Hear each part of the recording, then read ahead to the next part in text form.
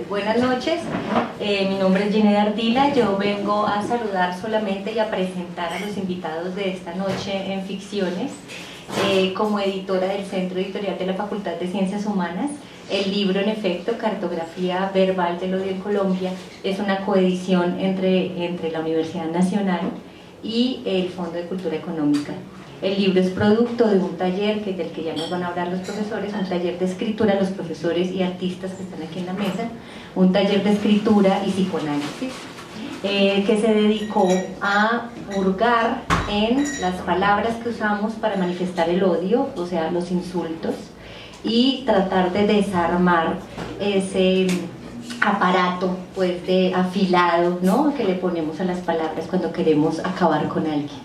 Entonces, pues este es un libro súper novedoso y tenemos aquí en la mesa a 4 de los desarmadores, porque es un manual para desarmar palabras, lo que propone esta publicación.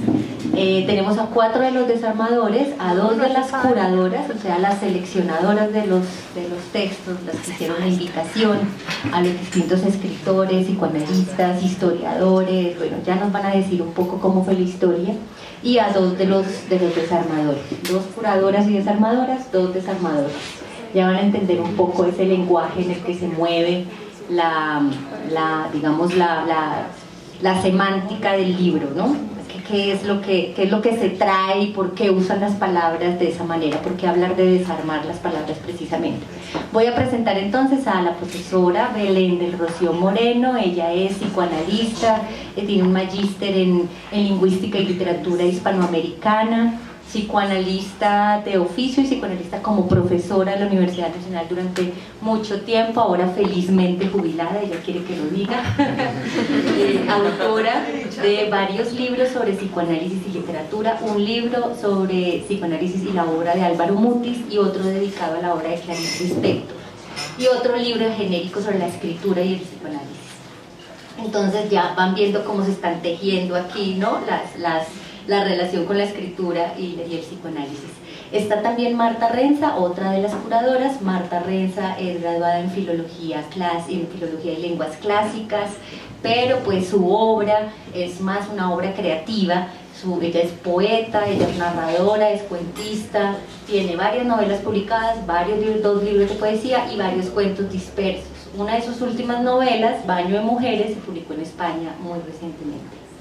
Tenemos también a Luis Alberto Rodríguez. Luis Alberto es psicólogo y psicoanalista, y Luis Alberto es parte de la Fundación Analítica, como la profesora Belén y como nuestro siguiente invitado, que es la Asociación de Psicoanalistas de Bogotá, de Psicoanálisis de Bogotá, Analítica. Y está también Iván Mauricio Patiño. Iván Mauricio es diseñador, ilustrador, con una maestría en psicoanálisis también, y su trabajo más bien en este libro y su vocación es desentrañar lo que las imágenes nos dicen, ¿no? También en este sentido de transmitir, como la imagen como transmisora del odio también de nuestro país. Por eso han estado rotando un código QR con una de las imágenes de las que seguramente van a hablar acá en esta conversación. Los voy a dejar con una pregunta que le voy a lanzar a la profe Belén, y es: ¿por qué un manual para desarmar las palabras? De eso se trata, de comportarnos bien, no usar palabras procaces, lavarnos la boca sucia de los insultos, o tiene algún otro sentido este propósito pues que ustedes se acometieron, ¿no?, de la necesidad de desarmar las palabras del odio en Colombia. Bien, bueno, muchas gracias, Ginette, por la presentación, gracias a ustedes por su presencia, por su compañía. Bueno, este manual surge como de una inquietud, y es la inquietud del ascenso de una pasión, que es una pasión que es una de las varias que habitan al ser humano, el odio.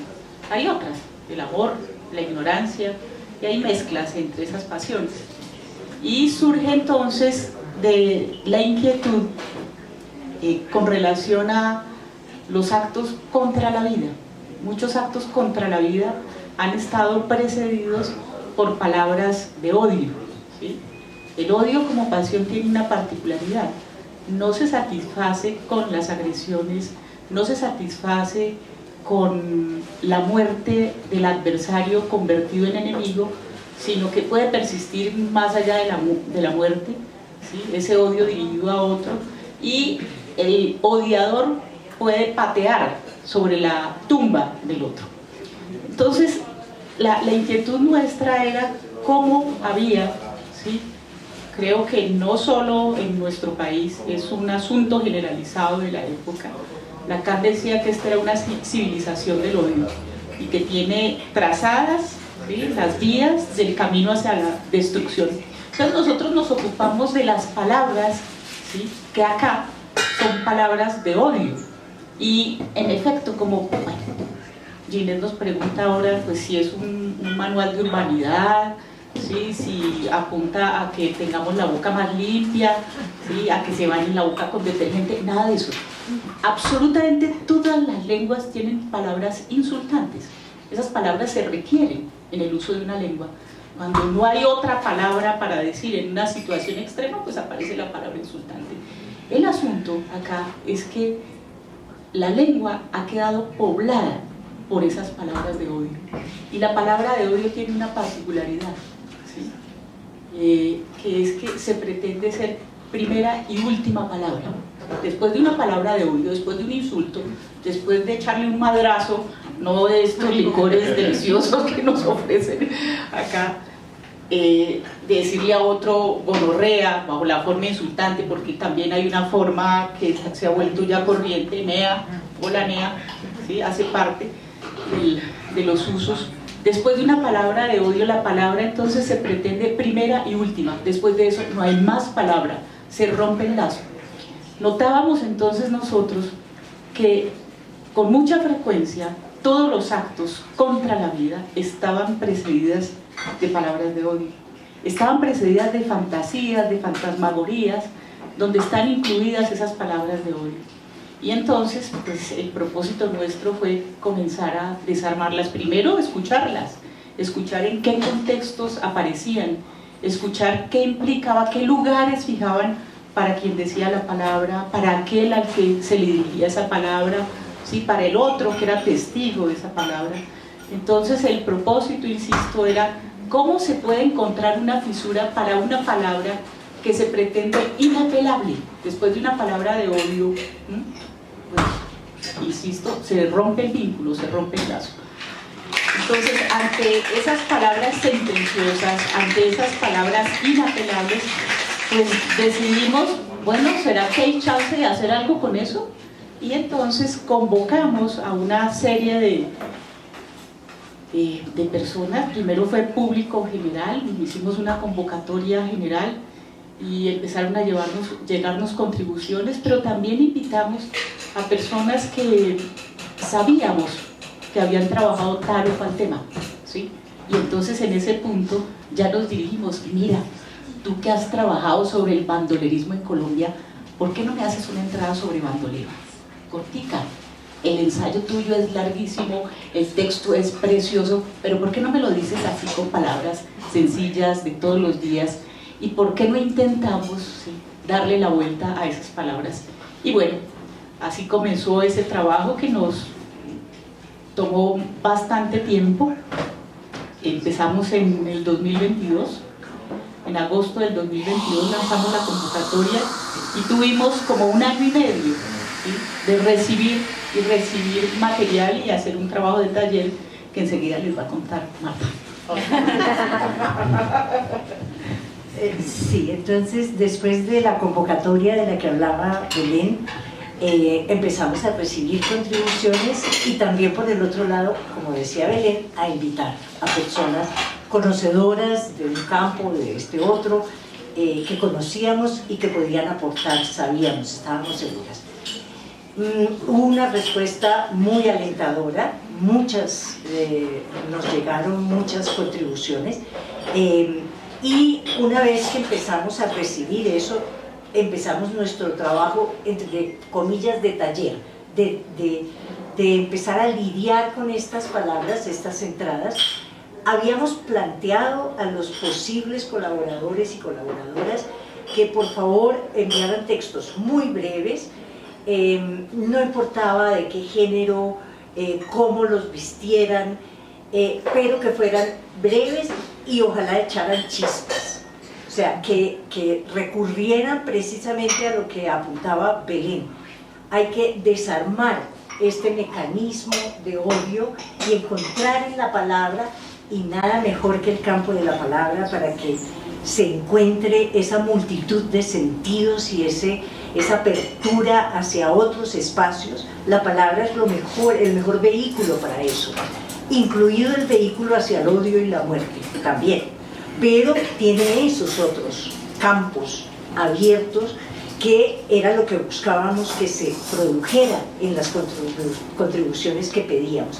Entonces comenzamos en una segunda etapa, después de recibir las contribuciones, de escribir nosotras como curadoras, empezamos también nosotras a participar, digamos, de la convocatoria, escribiendo algunas cosas que nos parecían importantes y que no llegaban. Como no llegaban, nos tocó de alguna manera asumirlas nosotros. Y comenzamos a recoger esas contribuciones, a seleccionarlas, ¿no es cierto?, con base en esos criterios que nosotros mismos habíamos planteado, y a armar, digamos, como una especie de universo, de corpus de entradas y de contribuciones que nos permitieran armar un edificio, digamos, de habitaciones con palabras y expresiones, ¿no?, que nos permitieran dar cuenta de eso, de cómo la misma palabra que lleva a la muerte puede llevar a la vida, esa misma palabra, cómo se encuentra ese otro lado, que es el que nos permite respirar, nos permite comunicarnos, como decía Belén, nos permite mantener el vínculo con el otro, y que ese vínculo no sea malévolo, que no sea un vínculo que buscamos para destruir al otro, sino para construir con. Entonces comenzamos a recoger esas entradas, recibimos de todo, poemas, cuentos, crónicas, ensayos muy breves pero muy afilados. En el libro, quien quiera asomarse a él va a encontrar toda suerte de textos de todo tipo, de todos los estilos. Los poemas hay desde sonetos hasta composiciones en verso libre, hay crónicas muy periodísticas pero otras muy literarias, hay ensayos que son más un alarde de ironía, ¿no es cierto?, y de desbarajuste de conceptos y de decires y de expresiones y términos. Entonces comenzamos a recogerlos, comenzamos a trabajarlos, a editarlos, con la ayuda de los desarmadores y las desarmadoras que habían participado. Escogimos en total, cuando ya terminamos, cuando ya decidimos poner como el fin, la palabra fin a esa etapa del taller, teníamos 109 textos de 37 autores. Entonces llegó el momento de agruparlos, y agruparlos, ahí comenzó como la magia. Las palabras lo son, y comenzaron ellas mismas a agruparse, ¿no es cierto? Estaba hace poco leyendo La vida, instrucciones de uso, de Georges Perec, y es precisamente él, en un preámbulo que hace a su novela, dice, hablando no de lo que estamos hablando nosotros, sino del rompecabezas, del enigma como fondo de su novela, que ella, digamos, las partes por sí solas no dicen, no esclarecen, no abren puertas por sí solas, sino que cuando se encuentran como en un rompecabezas y se arman unas piezas con las otras y se engarzan unas con otras, afloran sentidos y aflora un universo y un conjunto que es mucho más que el elemento tomado por sí solo, que la pieza pequeña del rompecabezas. Eso nos pasó con estas palabras. Ellas mismas se agruparon, se hicieron eco unas de otras y se agruparon de una manera muy mágica y para dar cuenta, digamos, de esas disonancias, de esas resonancias, consonancias que solo las palabras pueden tejer, solo las palabras pueden armar ese tipo de tapices, ¿no? Entonces eso fue lo que finalmente logramos después de casi 2 años de trabajo, agrupar en esto que hemos llamado Cartografía Verbal del Odio en Colombia, un manual para desarmar las palabras. Cartografía porque escogimos esa palabra como parte del título, porque la palabra es un lugar, ¿ah?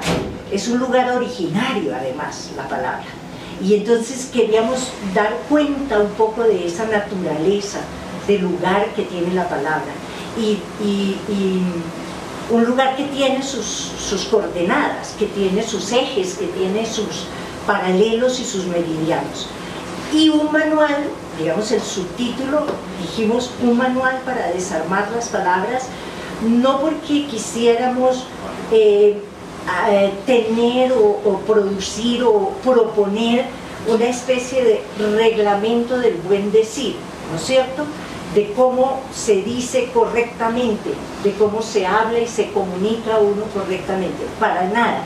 Lo que queríamos era resaltar el hecho de que un manual, o sea, la etimología de la palabra manual es algo que se hace con las manos, algo que se construye con las manos, y en este caso fueron muchas manos, ¿no es cierto?, muchas voces, muchas miradas, y no para establecer un reglamento, unas reglas, unas normas de un supuesto correcto decir, sino para abrir sendas digamos sorprendentes, para encontrarle a las palabras y las expresiones ese otro lado que abre puertas, que permite la ironía, que permite el chiste, que permite y que por lo tanto deshace, desbarata y le permite a los hablantes encontrar esos caminos sorprendentes, irreverentes, ¿no es cierto?, que hacen que ese mecanismo del odio, ese mecanismo del yo te destruyo, yo te humillo, yo te agredo, quede desarticulado, quede desbaratado y encuentre la palabra esos otros ámbitos, horizontes que permiten una comunicación, pero una comunicación en un espacio que se crea entre todos y que es importante. No sé si quieres decir algo sobre por qué no tienen nombre las entradas. Las entradas y las contribuciones, ¿por qué no tienen? No están, cada una de las entradas que ustedes van a encontrar, gonorrea, puta, veneco, mateca, en cada una de las entradas continúa la otra entrada que tiene esa resonancia, pero ninguna está firmada al pie con el nombre del autor. Fue necesario hacer, digamos, una renuncia para todos los que colaboraron, todos los desarmadores y desarmadoras, una renuncia quizá un poco a la vanidad del nombre propio a la hora de hacer un texto, ¿sí? Y entonces nosotros tomamos esa decisión porque es que el lenguaje lo hacemos entre todos, cotidianamente. Los chispazos, hay chispazos, chistes que luego pasan a ser de uso común, ¿sí? La forma como se acuñan las palabras, ¿sí?, no es a partir de unos expertos que dicen cuáles son las palabras y los correctos significados. La hacemos en el uso cotidiano, los chispazos, las novedades, las creaciones. Entonces, como lo hacemos entre todos, invitamos a todos y eso no tiene, como cada una no tiene la firma del autor, ¿sí? Para nosotros era importante esa decisión y cada uno de los desarmadores, digamos, que hizo esa renuncia parcial, digamos, porque al comienzo del libro ustedes van a encontrar, ¿sí?, los nombres propios de todas las personas que quisieron colaborar en este trabajo, ¿sí? Así como los asuntos cruciales de nuestra vida y de nuestra cotidianidad en este momento, en esta época, es entre todos que la tenemos, pues también quisimos que ese carácter colectivo, no firmado a nombre de alguien experto, ¿sí?, quedase también en la forma de presentación del libro. Quería agregar un elemento, que es como de dónde nosotros sacamos esa idea, porque también son un cúmulo de fibras que se juntaron para nosotros y que finalmente dieron lugar al proyecto que va a concretarse en el libro. Una de esas fibras que nos parece importante evocar es un eco que nosotros tuvimos de la lectura de un libro extraordinario de Víctor Klemperer que se llama LTI, Lingua Tertii Imperii, la lengua del tercer imperio. Es un trabajo espléndido de un filólogo que se ocupa, ¿sí?, en el ascenso del nacionalsocialismo, del lenguaje. ¿Qué puede hacer un filólogo en medio del ascenso del nazismo? ¿Sí? Judío. Sí, judío por demás. ¿Qué puede hacer? Pues registra las palabras y se ocupa de eso. Y él en el prólogo de ese libro dice que el veneno del nazismo se instila, ¿sí?, y se incorpora a través de las palabras. Él encuentra cómo detractores del nacionalsocialismo quedaban, sin embargo, ¿sí?, capturados por esa lógica cuando utilizaban esas palabras. Es un análisis precioso, ¿sí?, de la lengua, ¿sí?, y nos indica cómo ciertos términos, ciertos usos, ciertas expresiones abren caminos y abren vías. Él se dedica, creo que ese libro es un libro de desmontar esas palabras, de desarmar esas palabras. Recuerdo algún capítulo, ¿sí?, donde él habla de cómo Hitler ostentaba una identificación con Jesús, porque cada uno de sus discursos terminaba con amén, ¿sí? Y hay otros términos, ¿sí?, el material humano, el material. Entonces, esa fue como una primera inspiración, ¿sí? Los asuntos de las pasiones humanas viajan a través de las palabras. Y no solo viajan a través de las palabras, sino que tienen efectos sobre los cuerpos, ¿sí?, y tienen efectos sobre las relaciones, sobre los vínculos y la ruptura de los vínculos. Otra vía de inspiración más cercana fue un trabajo que se realizó en la Universidad Nacional con la revista Desde el Jardín de Freud. El número 19 de esa revista está dedicada al odio, ¿sí?, se llama así, el odio. Y entonces se ocupa de los efectos subjetivos y colectivos de esa pasión. Luego estuvo el asunto que hemos evocado de múltiples maneras, es que esto tenía que ser colectivo, y la idea salió en principio también de la evocación de una referencia de Freud. Freud, cuando publica Psicopatología de la vida cotidiana, ¿sí?, la publica, ¿sí?, con actos fallidos, análisis de actos fallidos, olvidos de él, de sus pacientes, ¿sí?, y pronto, cuando la publica, empiezan a llegarle contribuciones de corresponsales de toda Europa. El libro que tenemos ahora es un trabajo colectivo. Entonces nos dejamos inspirar también en eso, que tiene que ser entre muchos que hagamos esa labor. Por otra parte, hay otro asunto que tiene que ver con, como Marta lo señalaba, es con el lenguaje que podemos hacer. Es nuestro único medio, es nuestro hábitat, por eso la cartografía, el único hábitat del humano. El ser humano puede habitar en cualquier lugar, ¿sí?, en los fríos extremos, en los calores intensísimos, ¿sí?, en cualquier lugar, pero el único hábitat que compartimos todos los seres humanos es el hábitat del lenguaje, ¿sí?, y ese hábitat puede, como en esta época, ¿sí?, de calentamiento global, también ese hábitat del lenguaje se nos va calentando, ¿sí?, y se nos va desmadrando la posibilidad de la vida sobre la Tierra. Entonces, ¿qué hacemos con eso? Cada quien desde su lugar puede hacer algo. nosotros pues coincidimos con Marta por distintas vías, con relación a nuestro interés por la palabra. Marta por poeta y pues, yo por oficio, ¿sí? Los otros curadores también por oficio. Beatriz Arana es una médica que trabaja en Cali y ella es una curadora, ¿sí? El otro curador es Julio Roberto Arenas, ¿sí? Que también es un escritor. Entonces, digamos que nos vinculó ese lazo con relación a las palabras y a la posibilidad de la curación. Fue Ginette quien nos puso ese nombre. Nosotros teníamos equipo editorial, no, los editores son el Fondo de Cultura y el Centro Editorial, sino Ginette nos puso equipo curatorial. Entonces, pues estuvimos contentas con ese nombre. Yo creo que sí, podemos darle la palabra a los desarmadores que nos acompañan hoy. Ellos van a leer, seguramente comentar algunas cosas sobre su experiencia, pero también van a leer sus contribuciones al libro, que son muy interesantes. Bueno, buenas tardes, buenas noches. Bueno, no quería referirme un poco a la idea de desarmar,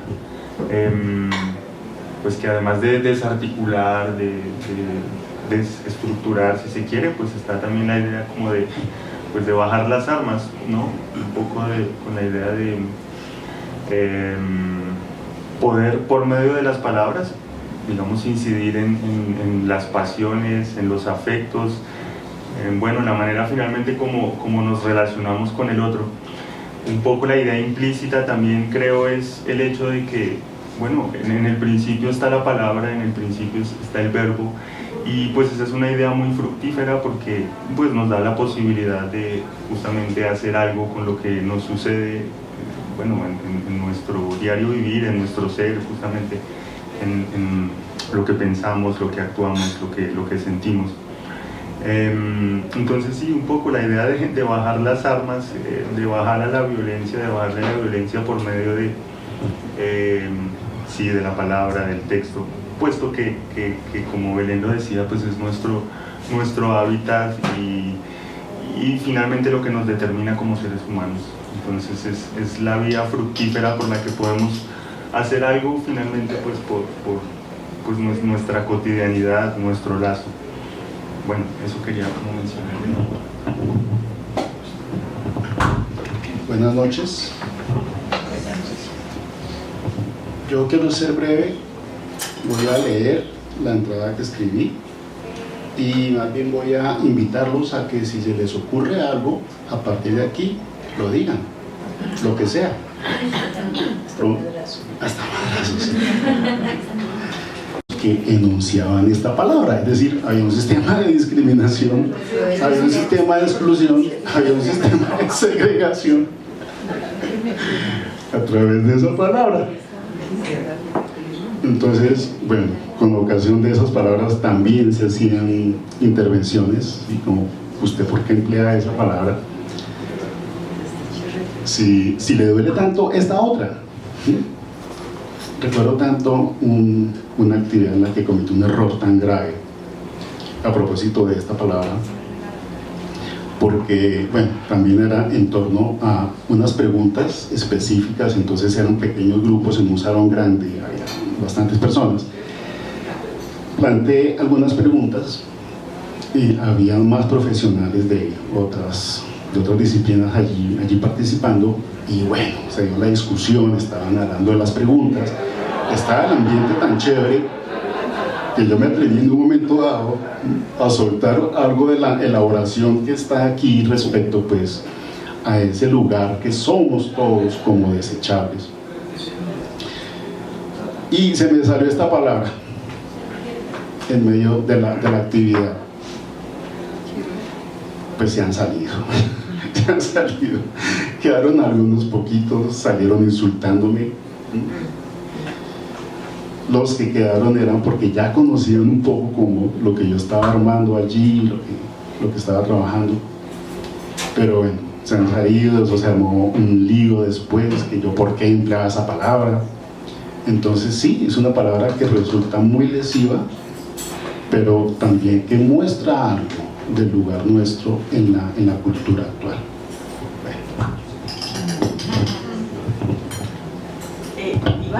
Iván, diseñador. Bueno, pues voy a leer un texto que se llama Plantación Adentro. Y ¿Ya tienen la imagen? ¿Puedes acercar un poquito más el micrófono? Vale. Sí, si pudieron abrir la imagen en su celular para poder seguir. Pues bueno, no sé, escuchamos también muy comúnmente la idea de que una imagen vale más que 1000 palabras, y es justamente porque detrás de una imagen hay muchas palabras sosteniendo esa imagen y muy específicamente, muy detalladamente ubicadas para generar efectos, para tocar, bueno, ciertas fibras en el ser humano y bueno, inducir a ciertos comportamientos, ciertas conductas, en fin. Bueno, un ejemplo muy claro de eso fue cuando nos sacaron a votar berracos, ¿no? Hubo ahí toda una serie de mensajes, de imágenes, pues como orientadas en ese sentido, producir justamente, bueno, indignación, odio, ira, en fin. Entonces, es un poco lo que hay detrás de este texto, justamente. Es una imagen que salió en el año 2011, el 7 de diciembre. Ahí encontrarán el título, es Las mujeres más poderosas del Valle del Cauca, Colombia, en la formidable mansión hollywoodense de Sonia Sarsour en el Beverly Hills de Cali. La imagen tiene 15 años, pues al día de hoy ya casi no se encuentra, o se encuentra en una muy mala calidad, pues por algún motivo, fue una imagen muy polémica, se escribió también mucho al respecto, inclusive hubo imágenes que respondían a esa, imágenes peores, diría yo, así aquí lo comentábamos, fue una imagen revictimizante, salió en Soho, bueno, ahí podrán ustedes verla después. Entonces esto se llama Plantación Adentro y dice así: Buenas tardes, Alberto. He leído el mensaje en el que muy amablemente solicita de mi parte algunos comentarios respecto del trabajo para el que ha sido usted contratado. A continuación remito algunas sugerencias. 1. Especifique lo que su imagen quiere transmitir. Escríbalo en 5 o 6 palabras. Comience por definir un formato, un área de trabajo. Quizás eso sea dado por quien contrata sus servicios. 2. Trace algunos ejes, horizontales, verticales o diagonales. Con estos fije planos de subordinación y jerarquía. 3 planos serán suficientes. Defina perímetros y zonas de relevancia. Establezca una paleta de colores, 5 como máximo. El blanco será el principal. Tenga presente el juego lumínico, exposición, brillo, contraste, saturación, temperatura. Lo importante en todo caso será expresar transparencia y armonía. Con ello evitará que el espectador piense, interrogue o ponga en duda la consistencia de la imagen. Remítase a clichés y oriéntese con lugares comunes. Emplee símbolos de recordación inmediata en el contexto en el que circulará la imagen. 3. Localice y explicite, sin que deje de hacer parte de la utilería y decorado general de la escena, un símbolo que sintetice todo lo que la imagen significa. Considere la simetría y ubíquelo en el centro. Ordene alrededor de ese símbolo todos los elementos de la composición. Ahí podrán hacer ustedes zoom en esa parte de la imagen. 4. En el primer plano introduzca maniquíes maniatados, pero con esto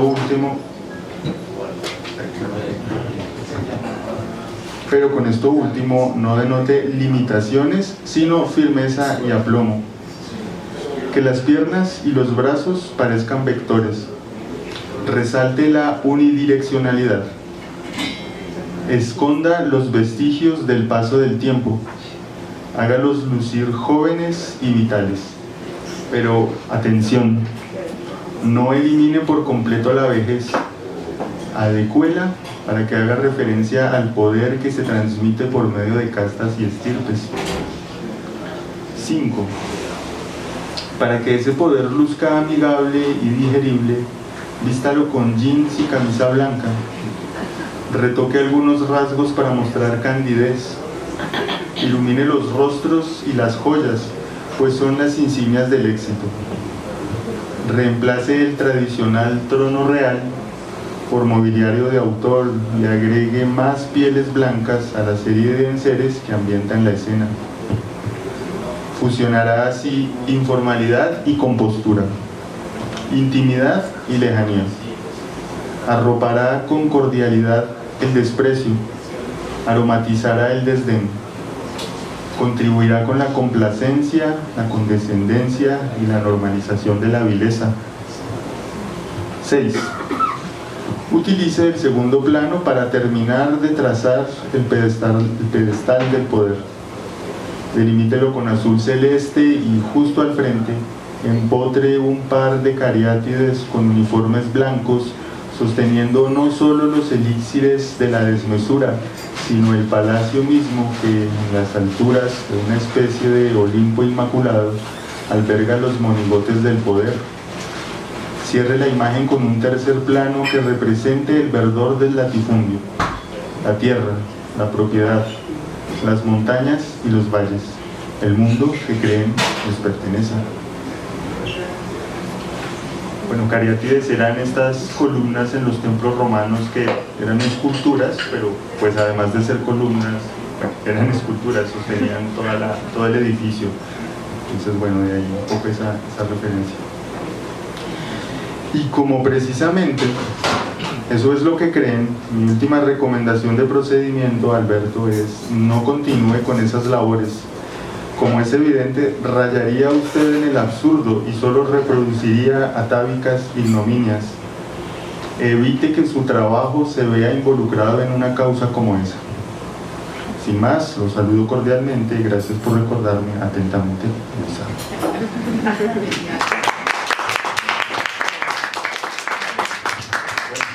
Un comentario, pues es como la posibilidad de que todo puede diseñarse, calcularse.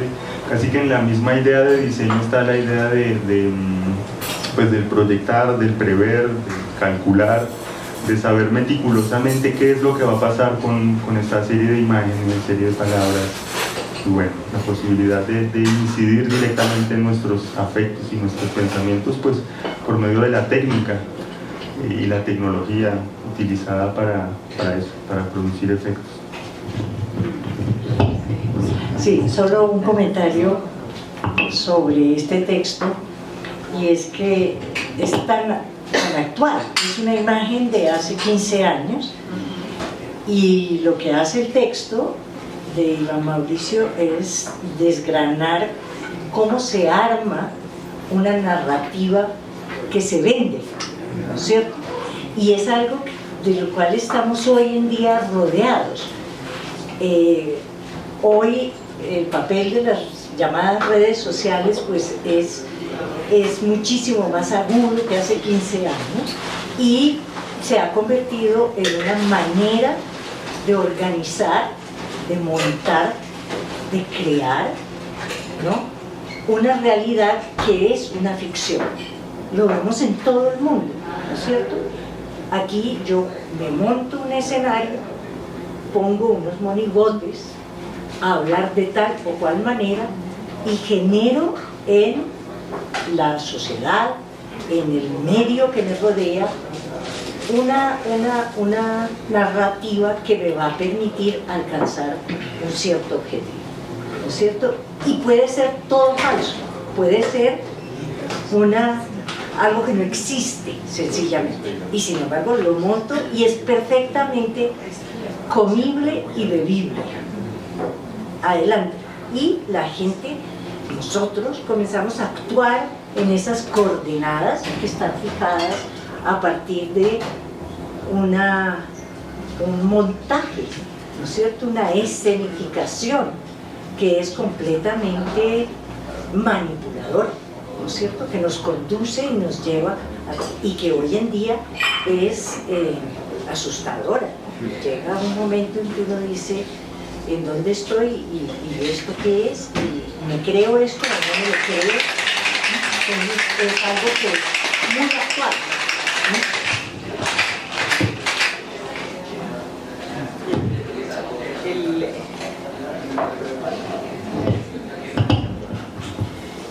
La entrada que hizo Iván hace parte de un capítulo que se llama Los colores de la segregación, donde podrán leer otras del mismo tenor, ¿sí? Entonces ahí está negro, utilizada de manera ofensiva, negro. Está también una entrada que nos parece muy inquietante, que se llama No sabía que era malo matar indios, ¿sí? Recoge esa entrada acontecimientos ocurridos en Colombia, registrados, documentados por Germán Castro Caicedo, como una práctica de blancos colonos era salir a matar indios, las guaviadas.